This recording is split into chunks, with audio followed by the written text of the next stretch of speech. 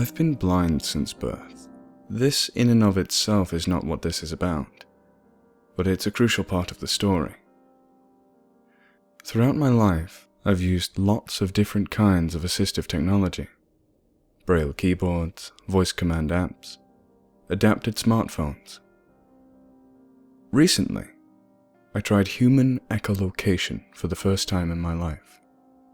For those of you who don't know what this is, it's a technique emulating that of how bats find their prey in the dark.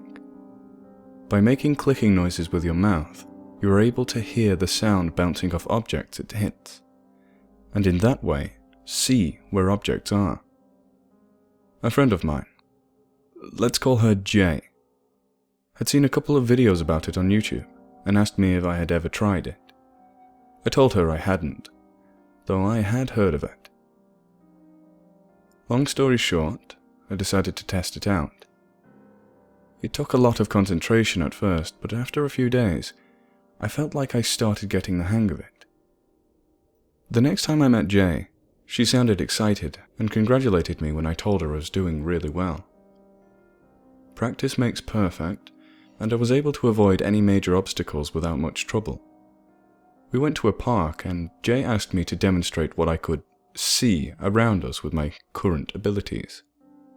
I laughed and told her that I'm not exactly Daredevil, but that I'd give it a go. After a few clicks, I told her I thought there was a small wall or building to our left, and a tall thing in front of us. It was blurrier for me to make out, so I guessed it was some kind of bush. Jay got quiet then, and had a hint of worry in her voice when she spoke again. Well, you're right about the wall, but there's nothing in front of us at all. Just grass. I froze.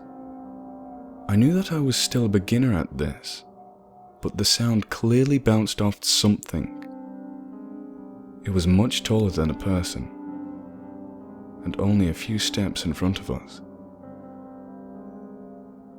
Could I have messed up what I heard that bad? I decided to laugh it off with Jay, and said that I apparently wasn't ready to go out and fight crime just yet.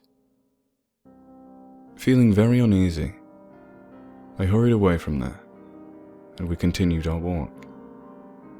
By the time she dropped me off at home, she seemed to have forgotten about it.